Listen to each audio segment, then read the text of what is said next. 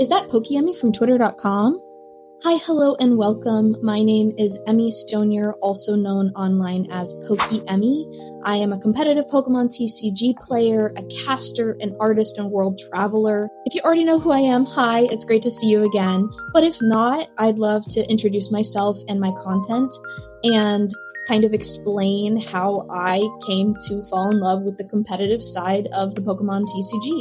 Like so many people that grew up in the 90s or were born in the 90s like me, I was obsessed with Pokemon. Technically, my first Pokemon game was actually Pokemon Mystery Dungeon Red Rescue Team, but my first real Pokemon game was Pokemon Crystal for the Game Boy. I grew up playing the Game Boy games. I was obsessed with the Pokemon cards, especially the artwork on the cards, because I was one of those art kids. And my love for Pokemon never really went away. So much so that as much as I cringe about it now, my high school senior photos were actually Pokemon themed.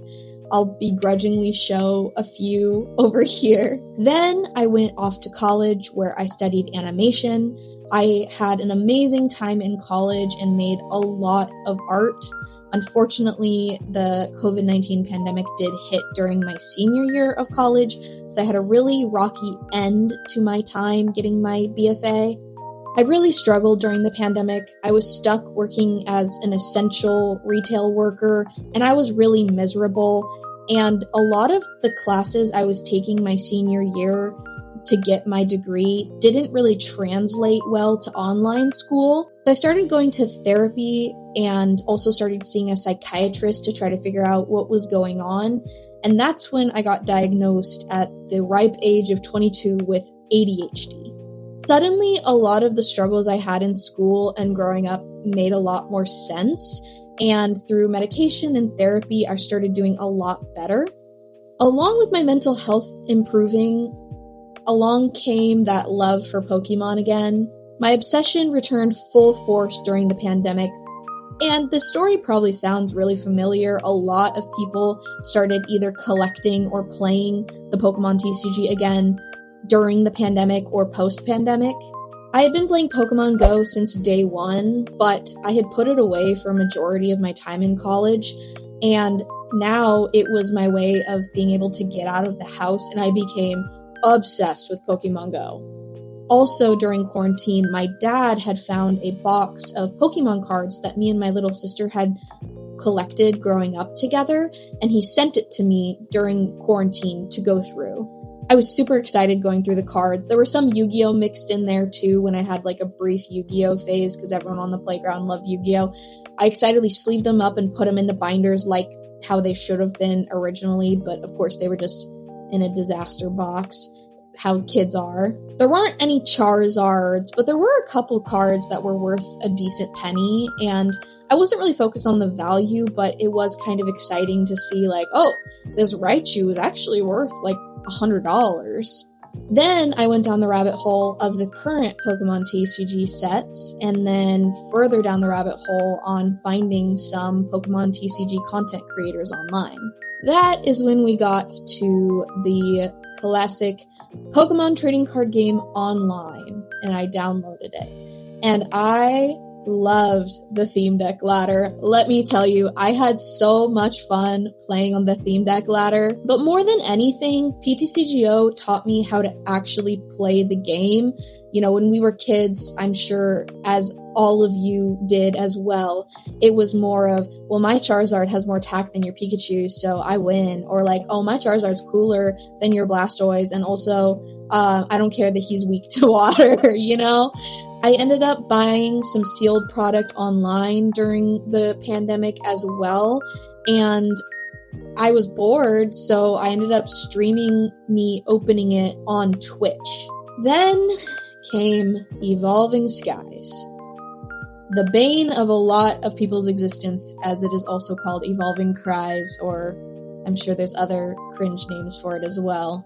August of 2021, and I really wanted some of those cards. I found out from a Discord group that I was a part of that was local to Oregon, where I live, that one of the local card shops was actually going to have their first pre-release back from the pandemic. Growing up, I always loved the evolutions. When I was younger, I loved Umbreon and Jolteon.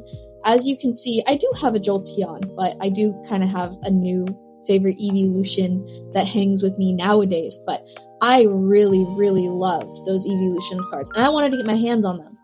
So I decided maybe I should show up to this tournament. I had always been a pretty competitive person, and with the help of PTCGO, I knew a little bit about how the game functioned, or how it was supposed to function. I grew up doing competitive sports and competitive chess, so I was kind of looking for a hobby to have a competitive edge to it anyways, so I figured, why not show up to a real in-person tournament for the first time? Of course, I had no idea anything about any in-person tournaments. I had watched, actually on the Pokemon TV app, which is like their app for kids to be able to watch like the anime and like some movies, and they like rotate the content. They have some older streams on there for like international championships, and I think the world championships, if I remember right, from like 2018 and 2019. So I had watched those, but obviously all those cards were rotated, and I didn't know like anything about those cards really. I was mostly watching them just to try to figure out what I was doing and how to play. And on top of that, I had no idea anyone in my local scene. Obviously, I had talked to a few people online, but I also had no idea how casual pre-releases were, so I was ridiculously nervous as I got handed this, little pre-release kit.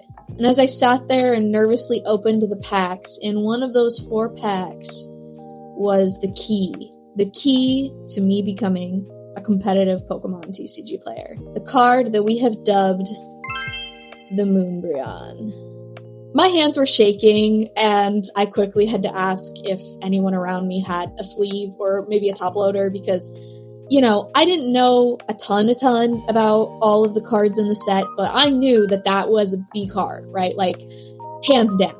Multiple people asked to buy it off of me right away, and I said no thank you. But as I sat there holding probably the best pull I could have gotten ever at a pre-release, I started to actually read the card, and I went,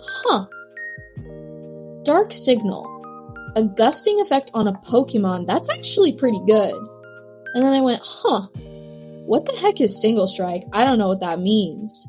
Since that fateful pre-release, I have now attended almost 20 major events like regional championships and international championships, and even a couple of world championships. I've traveled to amazing places to play Pokemon like Yokohama, Japan, Puerto Rico, London, and I fell in love not only with the competitive side of the Pokemon trading card game itself, but also with the community.